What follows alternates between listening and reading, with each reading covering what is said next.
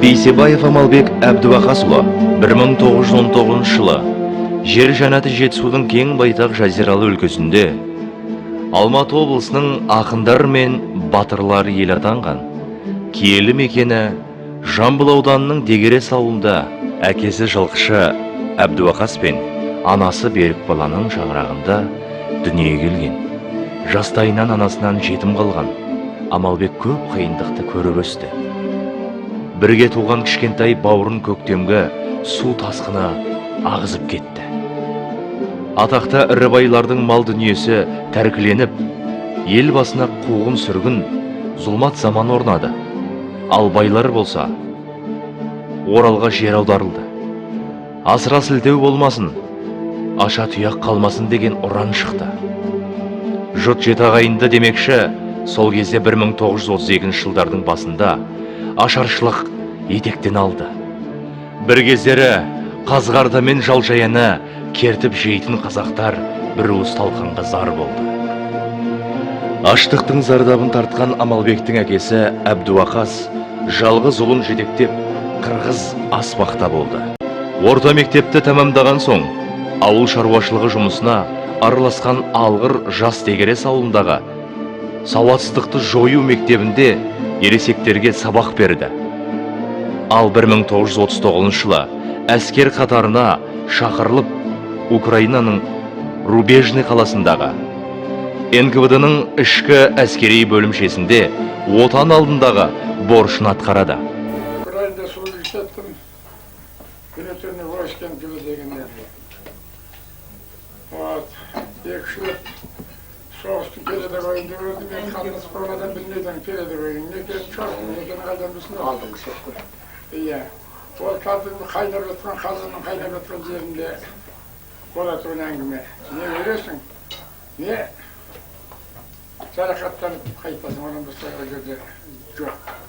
41-ші сол Раскордоннан қатынастым, Ставропольский крайда. Ең соңғы рет 43 жылы Орловский, Курский битваға қатынастым. Бұл жерде немістің войскасы 1942 жылы басып алған.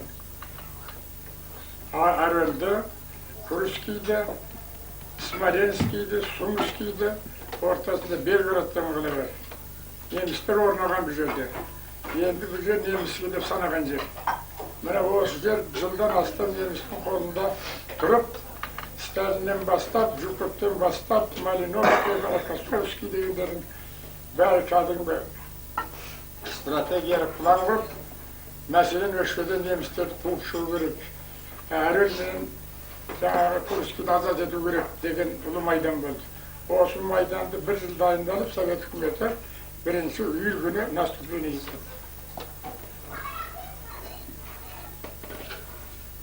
Немістер сөздер алды, крупный танкісін шығарды бұл жерде. Тигр деген. Мен осы неге қатынастым 43 жылы.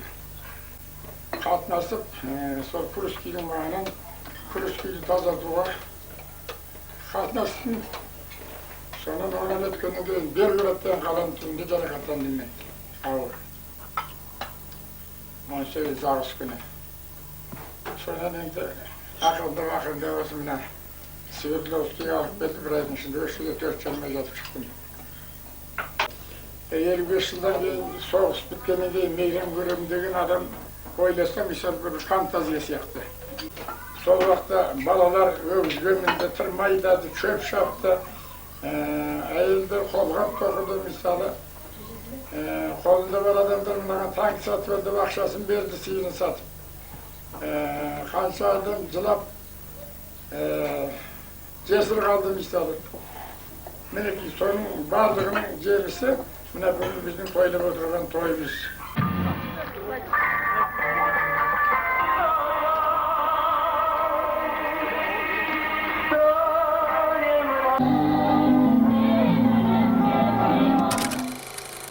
Соғыс кезінде Дондағы Ростов майданындағы ұрыстарға қатысып, Украина жерінде аяғынан снаряд жарықшақтармен жараланады.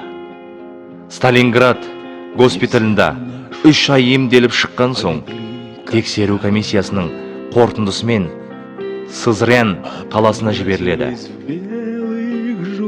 Ол жерде эвакуацияланғандармен бірге 1942 жылға дейін жұмыс істеп, комиссияның қайта қорытындысы бойынша сержант шеніндегілерін Куйбышев атындағы жаяу әскер дивизиясының офицеріне дайындау мақсатында Кенел қаласына оқуға жіберіледі.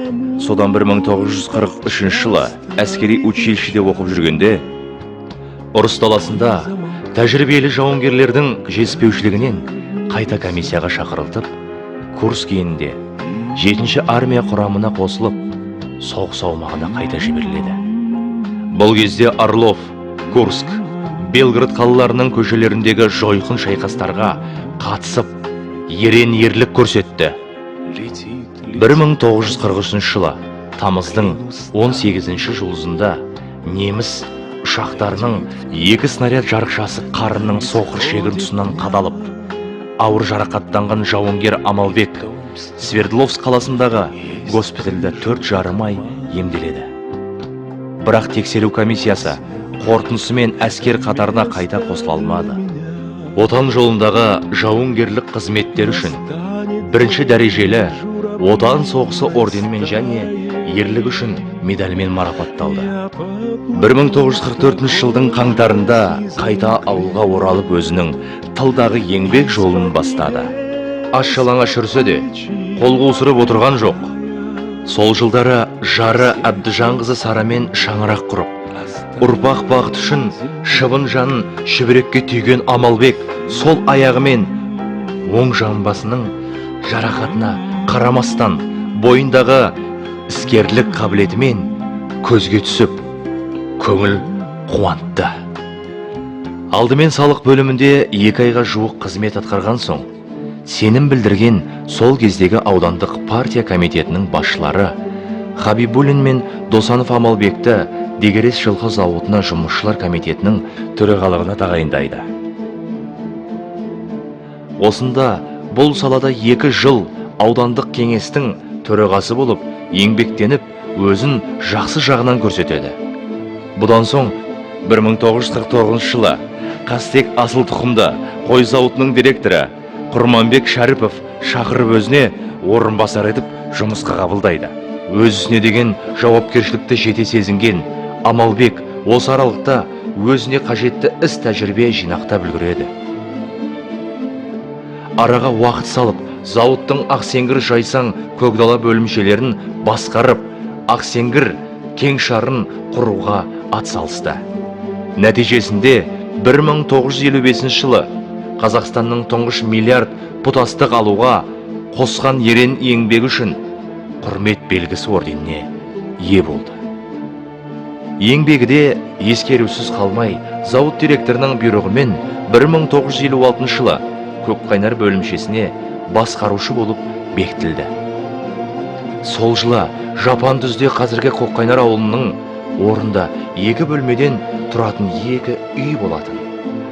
Оның біреуі бөлімше басқарушысынікі де, екіншісі күзетшісінікі болатын.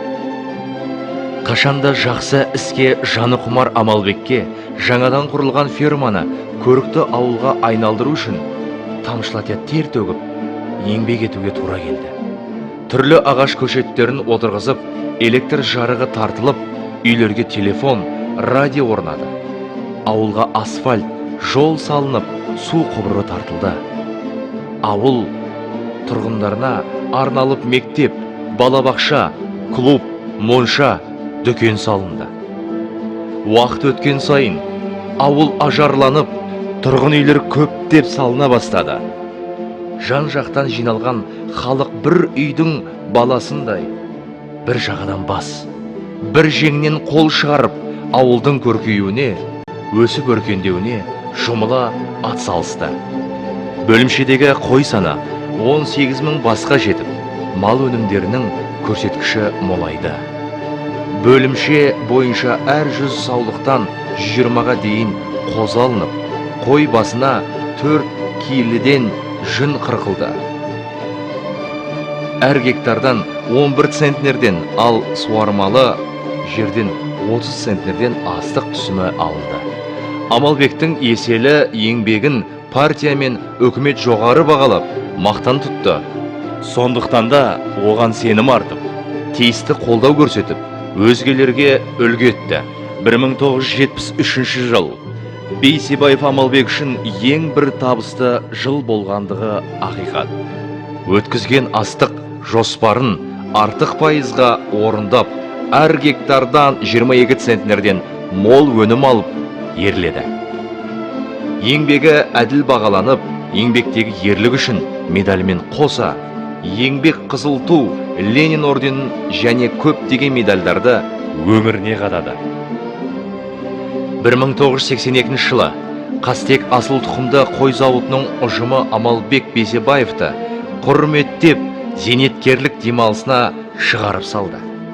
Көкқайнар бөлімшесін Амалбек Бейсебаев 26 жыл үзіліссіз басқарды. Зейнеткерлік демалысқа шыққан соң да қарап отырмай, әрдайым ауыл аймақтың дәулетіне сәулет қосатын жиындарға қатысып, жастарға үлгі өнегелі бата тілек ақылын айтып жүрді. 40 жыл бірге отасқан асыл жара Әбдіжанқызы Сара 1988 жылы дүниеден озды. Сара анамыз 16 құрсақ көтеріп, соның 11-ін аман есен тәрбиелеп өсірді. Амалбек ақсақал 1998 жылы республика күніне және ауданымыздың 70 жылдығына орай ауданның әлеуметтік экономикалық мәдени дамуына сүбелі үлес қосқан үшін жемісті еңбегі ескеріліп, Жамбыл ауданының құрметті азаматы атағына ие болды. Әкеден ұл туса игі, әке жолын қуса игі демекші. Өз өмірін келешек ұрпаққа ғибрат етіп ұсынған Амалбек атамыз, арғы бабасы Қарасай Баһадүрдің ізін қуған нағыз батырымыз ауданымыздың мақтанышы болған. Осы отырған барлықтарыңыз үлес қосқансыздар. Мінекей 128 жылдың түгел жерде 10 жылдық мектебі бар, автобусы жүрген үлкен қалаға айналып отырмыз мысалы.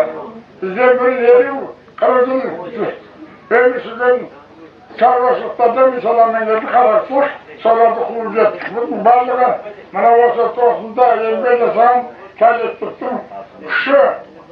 Әйел демей, еркек демей бәрі жұмыла жұмыс істеді.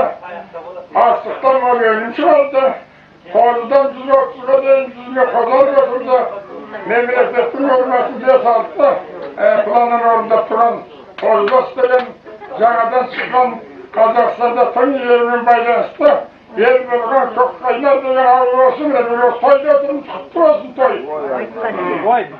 2002 жылдың 23 қазанында мейірімсіз ажал Бейсебаев Амалбекті 83 жасында арамыздан алып кетті.